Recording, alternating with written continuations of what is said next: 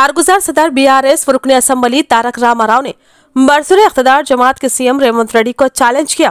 कहा कि अगर वो रियासत के किसानों से मोहब्बत रखते हैं तो रैतु भरोसा की रकम फौरी तौर पर किसानों के खातों में जमा करवा दें और महालक्ष्मी स्कीम की रकम भी खवातीन के खातों में जमा करवा दें। और अगर हिम्मत है तो कोडंगल की जो सीट है उसे राजीनामा देकर मलकाजगिरी से मेरे साथ इलेक्शन लड़े। मैं भी सिलसिला की सीट से राजीनामा दे दूंगा और फेस टू फेस मेरे साथ मलकाजगिरी से मुकाबला करें। రుణమాఫీ చేయి నేను కూడా అనవచ్చు. మగాడివైతే రైతు భరోసా స్టార్ట్ చేయి 70 లక్షల రైతుల ఖాతాల్లో డబ్బులే నేను కూడా అడగవచ్చు.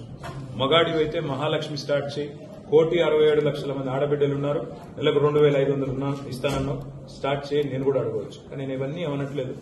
ఒక్క సీట్ అయినా గెలవము అనే మాట మాట్లాడే కదా. నీకు నిజంగానే దమ్ముంటే రేవంత్ రెడ్డి గారు నేను సవాల్ చేస్తా ఉన్నా, నేను నా సిరిసిల్ల ఎమ్మెల్యే పదవికి రాజీనామా చేసి వస్తా. నువ్వు నీ ముఖ్యమంత్రి పదవికి కొడంగల్ ఎమ్మెల్యే పదవికి రాజీనామా చేసిరా.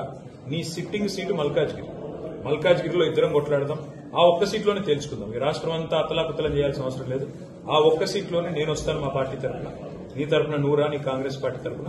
అక్కడ తప్పకుండా తేల్చుకుందాం. ఎందుకంటే ఒక్క సీటు గెలవను అని మాట్లాడుతున్నాం. మరి నీ మల్కాజ్గిరి పార్లమెంట్ సీట్లో అసలు ఎన్ని ఎమ్మెల్యేలు గెలిచింది కాంగ్రెస్ పార్టీ?